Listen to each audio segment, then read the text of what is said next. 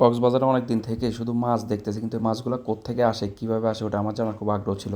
তো আজকে ভোরবেলা সেহরি খেয়েই আমি আর কাদের ভাই নেমে চলে গেলাম মাছঘাটে। কক্সবাজার ফিশারি ঘাট, যেটা লোকাল মাছঘাট, যেখানে অনেক মাছ আসে। ওই মাছগুলো কীভাবে আসে, কোত্থেকে আসে দেখার জন্য আজকে চলে যাচ্ছি ভাইকে নিয়ে। একদম ভোরবেলা সেহরি খেয়ে চারিদিকে গুটগুটে অন্ধকার আমরা বের হয়ে গেছি। আসসালামু আলাইকুম ভাই বন্ধুরা, কেমন আছেন আপনারা? মাঝে জায়গাতে নতুন ভিডিওতে আপনার জানাই স্বাগতম। আজকে আছি হলো কক্সবাজার ফিশারি ঘাটে, যেটা মাছঘাটের জন্য বিখ্যাত।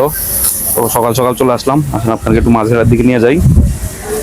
এই ফিশারি ঘাট হলো একদম কক্সবাজার এয়ারপোর্টের ঠিক উল্টা দিকে। আমরা এসে এয়ারপোর্টের সামনে নামে এয়ারপোর্ট মাছঘাটের দিকে ঢুকবো। সকালবেলা একদম ফিশারি ঘাটে নামার সাথে সাথে দেখলাম যে ভাইরা তাদের প্রয়োজনীয় পণ্য সামগ্রী নিয়ে কাজ করার জন্য চলে আসছে। একদম ভোরবেলা দেখেন সেহরি খেয়ে কিন্তু ভাইরা চলে আসছে। তো যারা এই মাছঘাটে আসতে চান তাদের জন্য একটা প্রয়োজনীয় তথ্য হচ্ছে, যারা সুগন্ধা বা কলাতলি থেকে যেসব পর্যটক মাছ নেওয়ার জন্য আসবেন, তারা অবশ্যই অটোওয়ালাকে বলবেন যে কক্সবাজার ফিশারি ঘাট, বললে এখানে নিয়ে আসবে। একদম এয়ারপোর্ট রোডের অপোজিটেই কক্সবাজার ফিশারি ঘাট। দেখেন একদম আমরা ভোরবেলা আসছি, আসার সাথে সাথে দেখলাম যে ট্রলার নিয়ে মাছ চলে আসছে, এবং ভাইয়েরা তাদের টুকরিত করে করে বাস টাস নিয়ে দুইজন তিনজন করে করে তাদের মাছ নামানো শুরু করে দিছে। যদিও চারিদিকে অন্ধকার, কিন্তু ভাইয়েরা তাদের কার্যক্রম শুরু করে দিছে। তা আমরাও মোটামুটি আইসা এখানে অনেক কিছু দেখতেছি। আসলে অনেক কিছু আমার অজানা ছিল এই মাছগুলো সম্পর্কে। এত মাছ কোত্থেকে আসে, কীভাবে আসে, কারা ধরে, কীভাবে বিক্রি করে, এগুলো জানার জন্যই আজকে আমার আশা। তা আমি সকালবেলা যখন আসছি তখন চারিদিকে মানুষ টানুষ একটু কমই ছিল, মোটামুটি ট্রলার দুই একটা ট্রলার করে তখন মাছ আসা শুরু হয়েছে মাত্র। কিন্তু এরপর আস্তে আস্তে সময় বাড়ার সাথে সাথে দেখলাম প্রচুর মাছ আসতেছে, প্রচুর মাছ। তো আপনারা ফুল ভিডিও দেখেন, ভিডিও দেখলে অবশ্যই আপনারা অনেক কিছু জানতে পারবেন। আমাদের স্বার্থে অনেক তথ্য দিয়ে দিছি। খালি 80 টাকা 200 কেজি 3200 টাকা মন। কেজি 80 টাকা। আপনারা শুনতে পাইছেন যে 3600 টাকা হলো মন, কেজি মাত্র 80 টাকা মাছের। অথচ এই কেজি আমরা কিনতে কিনতে 400-500 টাকা হয়ে যায়। তাহলে এবার বুঝেন যে মাছঘাটে মাছের দাম কত কম। মাত্র 80 টাকা থেকে কেজি শুরু হয়েছে, একজন পাইকার আমাকে যেটা জানাইলো। এখন আমি এই ঘাটে দাঁড়ায় দাঁড়ায় মাছ দেখতে আমার আর ভালো লাগতেছে না। এখন আমি ভিতরে একদম বড় ট্রলার আছে, এই বড় ট্রলার করে সমুদ্র থেকে মাছ চলে আসে, মনকে মন মাছ। আমি সেই ট্রলারে যাওয়ার জন্য পাইতারি করতেছি, কীভাবে যাওয়া যায় কীভাবে যাওয়া যায় চিন্তা করতে করতে আমি একটা নৌকাওয়ালা ভাইয়ের সাথে, মাঝির সাথে কথা বলে আমি ভাও করে নিয়েছি। তো সে আমাকে নিয়ে যাবে বড় ট্রলারে। আসলে একদম বড় ট্রলারে আমি যাইতে পারবো না, কারণ এই বড় ট্রলারগুলোতে যাওয়া সম্ভব নয়। বড় ট্রলার থাকে সমুদ্রের মাঝখানে, সেখান থেকে মাজারো ট্রলারে করে মাছ নিয়ে আসে, ছোটো ট্রলারে ভেঙে তারপর ঘাটে আনে। তো আমরা সেই মাজারো ট্রলার পর্যন্ত যাওয়ার জন্য একটা ছোটো ট্রলারে উঠছি। ছোটো ট্রলার আমাদেরকে একদম মাজারো ট্রলার, যেখানে মোটামুটি মাছ ভাঙ্গা ভাঙ্গা নিয়ে আসে, সেইগুলোতে যাওয়ার জন্য আমি আর ভাই আমার ক্যামেরাম্যান ছোটো ট্রলারে উঠে অপেক্ষা করতেছি। যেখানে মাছগুলো না মানুষ ছিল, আমরা ওই বড় ট্রলারে যাবো, যাই দেখবো যে ওইখানে আসলে কী কী মাছ আসে। তো আমি আজকে যেটা দেখলাম যে সবচেয়ে বেশি আসে হলো ইলিশ মাছ। আসলে এগুলো মাছের জাল কিন্তু ভিন্ন ভিন্ন, এক একটা মাছের জাল এক এক রকম।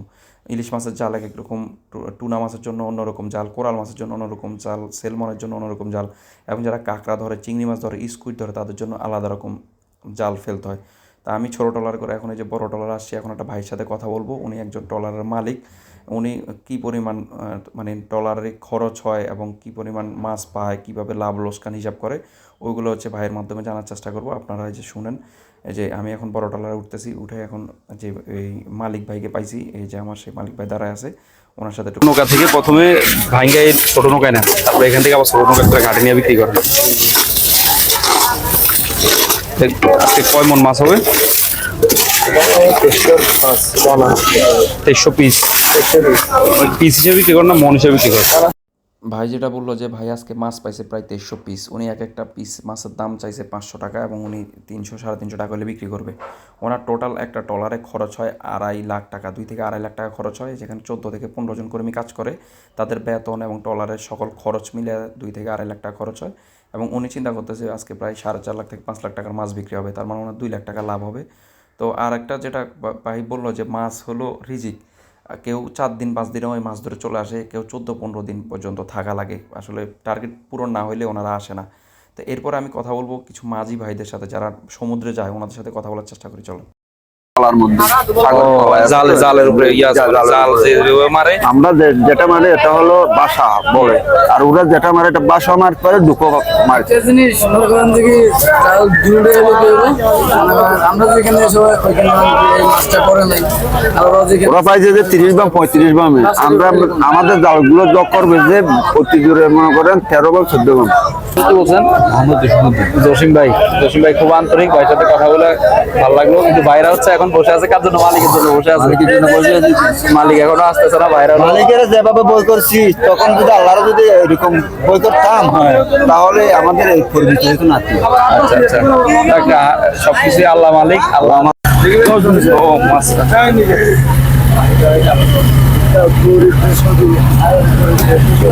মাঝিরা কি সুন্দর। আচ্ছা আচ্ছা,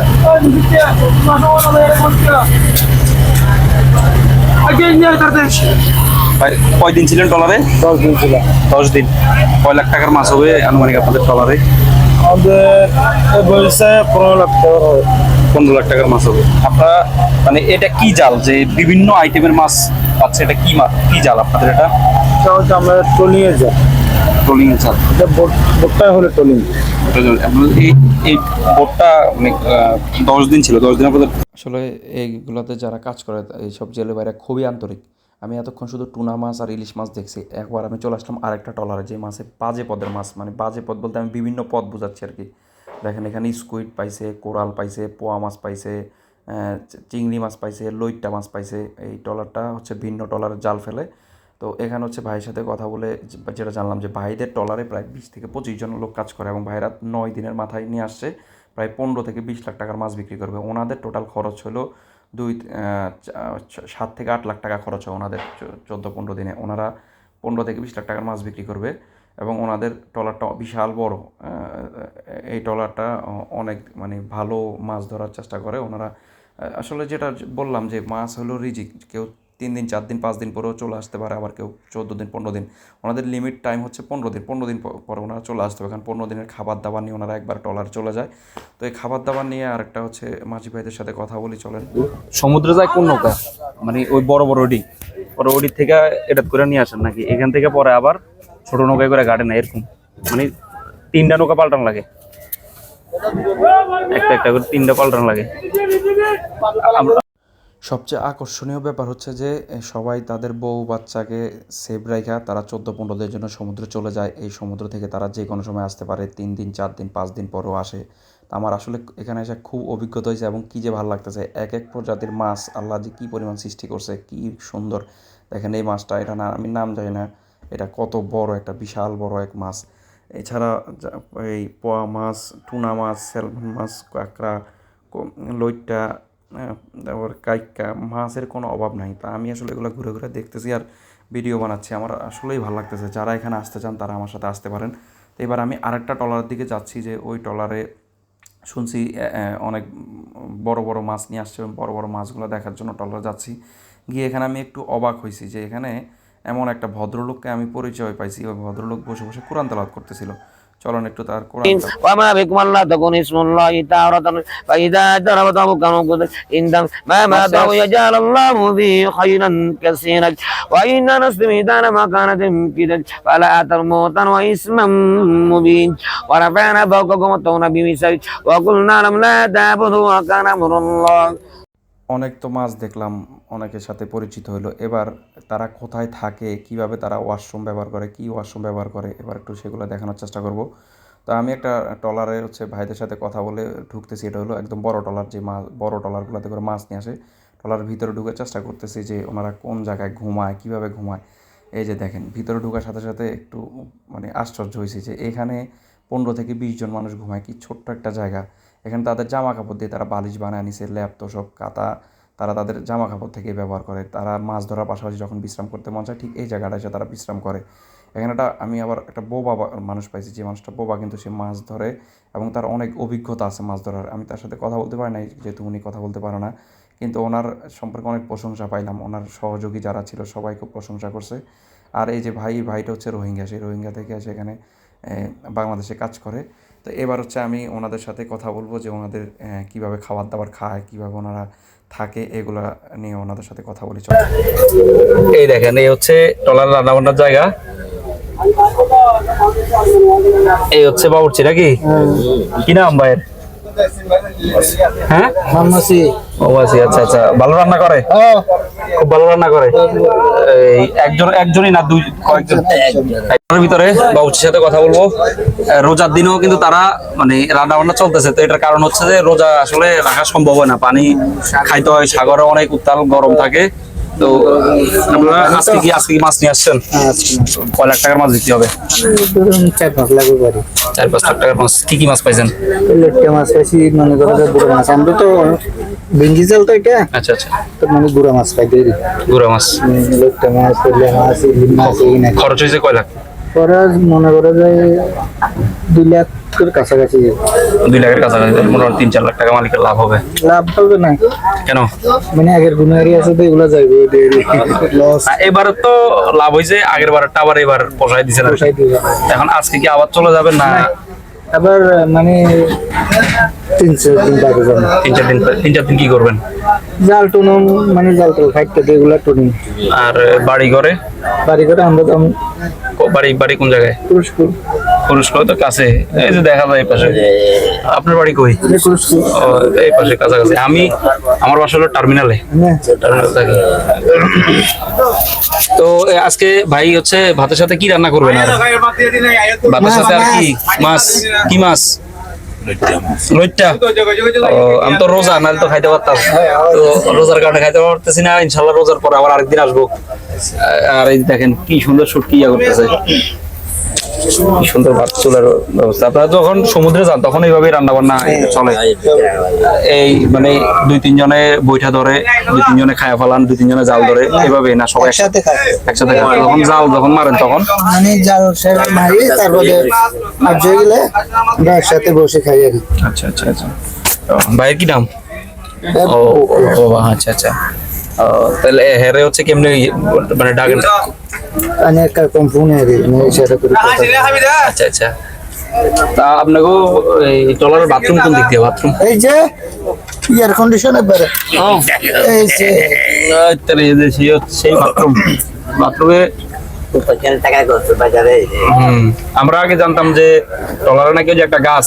হইলে অমৃতন কি আছে, মোবাইল আছে, না নেটওয়ার্কের ভিতরে আইছে কি দেরি।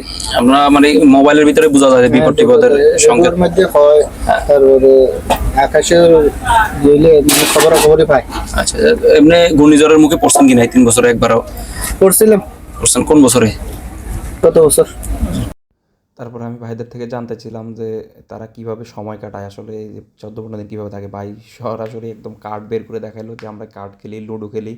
কারণ 14-15 জন যারা থাকি তারা তাদের চেহারা দেখা ছাড়া কোনো উপায় নাই। তারা বসে বসে সারাক্ষণ চেহারা দেখি আর জাল বুনি, মাছ ধরি। তো এই আমরা সময় এভাবে কাটাই, নিজেরা রান্নাবান্না করি, সবাই গান বাজনা করি। আসলে এই ভাইদের সাথে একদিন থাকার আমার খুব ইচ্ছা, কিন্তু আসলে একদিন তো থাকা যাবে না, মিনিমাম 8-10 দিনের প্রস্তুতি নিয়ে যাইতে হবে।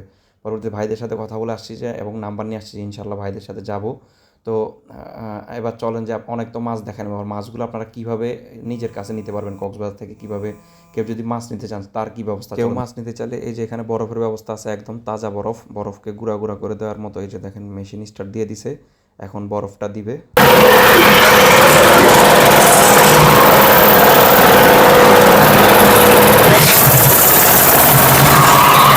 মেশিনের ভিতরে বরফ দিয়ে দিয়েছে, এখন এই দেখেন নিচ দিয়ে কি সুন্দর গুঁড়া গুঁড়ো হয়ে বরফগুলো পড়তেছে। এই গুঁড়া গুঁড়া বরফ দিয়েই ককশিটের ভিতরে কিন্তু মাছ আপনাদের কাছে পাঠানো যাবে। কেউ যদি মাছ নিতে চান অবশ্যই দ্রুত যোগাযোগ করবেন, আমার সাথে যোগাযোগ করতে পারেন। যে কদিন কক্সবাজার আছে এই কদিন আপনাদেরকে তাজা তাজা মাছ খাওয়াবো ইনশাল্লাহ। এখন চলুন আপনাদেরকে ককশিটগুলো দেখাই, ককশিটের কী পরিমাণ খরচ টরচ হয় সেগুলো সম্পর্কে একটু বিস্তারিত বলি চলে। এই যে চলে আসলাম ককশিটের কাছে। এই যে এই ককশিটগুলো 20 কেজি মাছের ককশিট, 20 কেজি মাছ এটার ভিতরে ধরবে। যে কোনো মাছ 20 কেজি পরিমাণ এই ককশিটের ভিতরে দিয়ে ককশিটের উপরে নাম ঠিকানা লিখে দেওয়া হয়, এবং এই এক একটা ককশিটের দাম 250 টাকা। 100 টাকার হলো কস্টিপ এবং বরফ খরচ, আর 50 টাকা হলো আপনার এই লেবার খরচ, সব মিলিয়ে 400 টাকা খরচ হবে। বাইরে কি প্যাকেট করতেছেন? এগুলা মানে দাম কেমন? এই একটা প্যাকেজের ককশিটের দাম কেমন?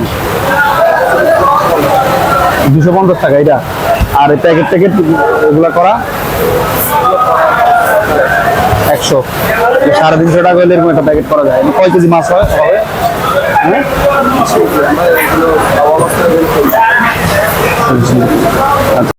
এবার কথা বলতে আসলাম ওজন মাপক ভাইয়ের সাথে, কিভাবে মাছগুলো ওজন মাপা হয়, কত টাকা কি খরচ বরচ ওজন মাপার জন্য।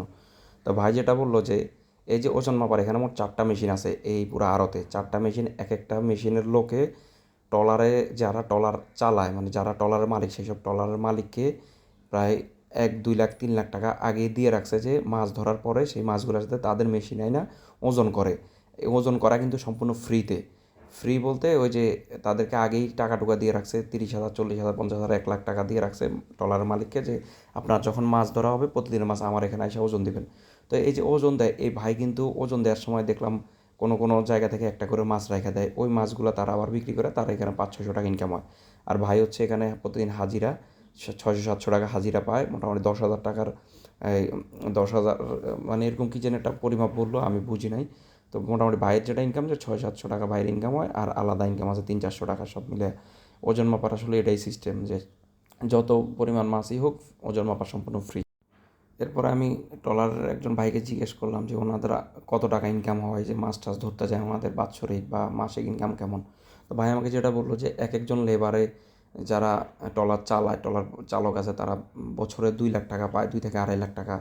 যারা লেবার তারা বছরে 1.5 লাখ থেকে 2 লাখ টাকা পায়, এভাবেই তাদের ইনকাম। তো সব মিলে মোটামুটি মাসে প্রায় 15-20 হাজার টাকার মতো একজনের ইনকাম হয়। কোনো সময় ট্রলার মালিকের লস হয়, কোনো সময় লাভ হয়। তো এটা আসলে অ্যাভারেজ মিলিয়ে ঝিলিয়ে এক একজন ট্রলার মালিক চলে এবং লেবাররা চলে।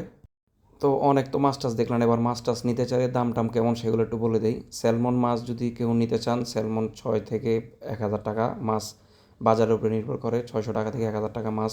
টুনা মাছ আছে 400 থেকে 600 টাকা। ইলিশ মাছ আছে 1,000 থেকে 1,500 টাকা কেজি। কাইক্কা মাছ আছে 1,200 থেকে 1,500 টাকা কেজি।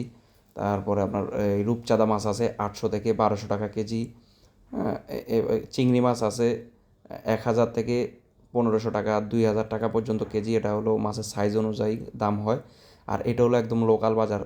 প্রথমে আড়তদাররা মাছ এখানে ট্রলার থেকে, ছোটো ছোটো ট্রলার থেকে ওনারা কিনে আনার পরে এখানে ছোটো ছোটো ভাগা দিয়ে এরপরে বাজার যারা পাইকার আছে পাইকারদের কাছে বিক্রি করে, সেই পাইকাররা আবার খুচরা বিক্রেতাদের কাছে বিক্রি করে। তো কেউ যদি মাছ নিতে চান যোগাযোগ করেন ইনশাল্লাহ। আর ভিডিওটা অনেক বড় হয়ে গেছে, সবাই ভিডিও দেখে মজা পাইলে শেয়ার করবেন, লাইক করবেন, কমেন্টস করবেন। আজ চলে যাচ্ছি, কিন্তু যাচ্ছি না, ইনশাল্লাহ আবার হাজির হয়ে যাবো অন্য কোনো ভিডিও নিয়ে। সে পর্যন্ত সবাই ভালো থাকবেন, সুস্থ থাকবেন। সবাইকে মাহে রমাদানের শুভেচ্ছা। আসসালামু আলাইকুম।